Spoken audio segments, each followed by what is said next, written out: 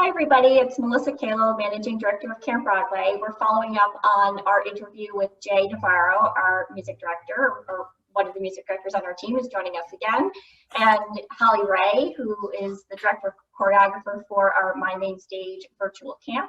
And today I'm joined by the team of music directors who will be helping us deliver MyMainstage to campers around the country. So I just wanted to quickly introduce all the members of the team, have them say hello, and like yesterday, ask everybody just to share a little bit about their experience as a professional by way of sharing a favorite credit or project that you've worked on. And then all of you have experience teaching, whether it's formally in an academic setting or in community programs, teaching non-professionals. So if you could share a little bit about yourself in that capacity too, I think that'll help our audience see the great team of music directors that we have. So starting with Bill Newberry, he has been with the company, I think, since its very first season on the road. And so Bill, say hello and share a little bit about yourself. Hi, everybody. Yes, it's been 20 years. And wow, I'm only 30. So anyway, I'm grateful to be back. I guess I've been music directing for the past 30 years after a career in the education system.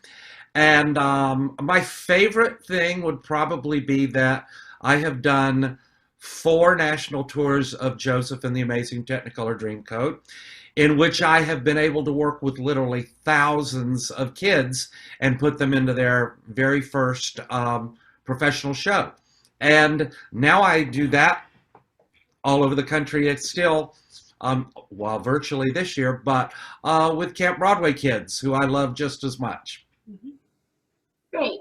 And then Jay, we heard from you a little bit yesterday, but for those who didn't see that session. Oh, hi, I'm Jay again. If you did see that session, I guess I'll say something else. I did a production of Guys and Dolls last summer at the Guthrie Theater in Minneapolis, which was a lot of fun. And I also work with students of New York at Lincoln Center's educational program, which is another really fun thing I do. So that's in addition to what I said yesterday. Great. And then we have Kristen Ely. Hi, everybody. Recent credit that I really am proud of is I work at the UN school, and my students just did a production of Matilda right before coronavirus, and they were so awesome. So that is something I'm very proud of. And Julianne? Hello, everyone. My name is Julianne Merrill, and this is actually my second year of Camp Broadway. And I just wanted to say I had such a great time last year getting to know the campers and also seeing all of the campers really develop their skills through the camp program. And so I was really excited when Melissa called me and asked me back. My most recent credit, you could have seen me off Broadway at Rock of Ages. So, and when Broadway comes back, we're getting ready to do Super U, which is all female superhero characters. And we're actually adapting for drive-in movies. We're going to be doing video editing and bringing live performances to drive-in movie theaters. So stay on the lookout for that. Nice. Yeah. And last but certainly not least, Nyssa. Hi, I'm so happy to be back. I can't remember how many years I've been with Camp Broadway now. I think it's maybe 3 or 4 at this point, but it's fun every summer, and I feel like I learn something from the students every year, and we always have a great time, and I just love the storytelling we get to do together. And my favorite professional credit is I toured for a few years with the Chicago tour, and I continue to play with them in New York, and I love the show, and I love that the musicians are on stage and we all get to tell stories together, and I'm looking forward to doing that this summer with the students. Great. So then my next question is for Jay. So now that you've met the team a little bit, we talked to Jay yesterday, and he and Holly were the 2 folks I called. They had all of the programming ready to go for a live experience, and I called them up and said, hey, could we change this to an online experience? And let's talk about who that team of music directors might be and what skills might they need to have? So Jay, could you just speak to a little bit of why this is the right team? Oh, sure. We have a wonderful variety of music directors who've come from all different backgrounds. They've worked on Broadway, on tours, and in community schools and programs across the country.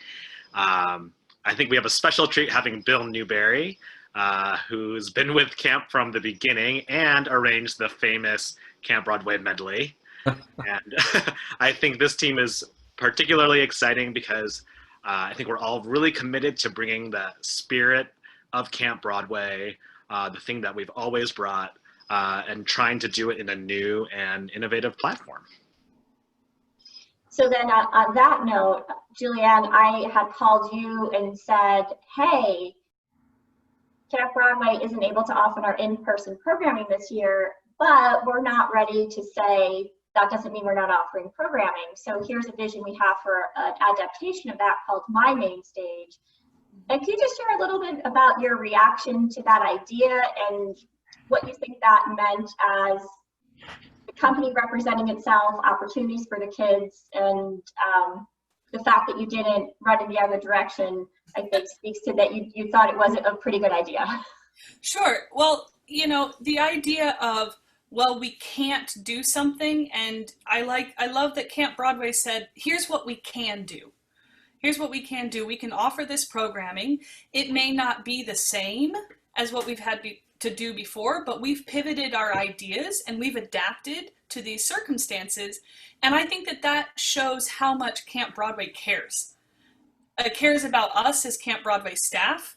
It cares about our campers and still giving them those opportunities. And I think that this type of a collaborative experience, especially with smaller numbers and more in-person time, if you will, I think that our campers are going to find ways to create, find ways to connect with their campers and also with us. And I think that this is going to be an experience that they will just never forget. So I'm really excited to be a part of this team that really said, here's what we can do. So. Yeah, and then in terms of that pivoting idea, I know, Kristen, you are teaching in the school system, and as you know, I'm sure all the rest of us in our teaching experience, what is that pivot to one day you get sent home and you have to rethink of how you're going to deliver your classes, how you're going to teach performance. So can you speak to a little bit about what that experience making that adaptation as a teacher in an elementary school was like, and how that experience may inform your belief that this was not only possible, but would be its own unique and great experience?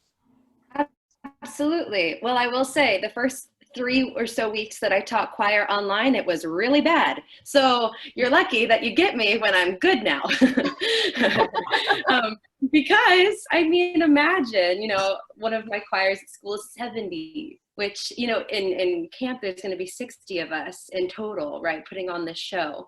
But trying to teach and learn with so many people at once was not easy when you're not all together. So we have all found methods through our time teaching to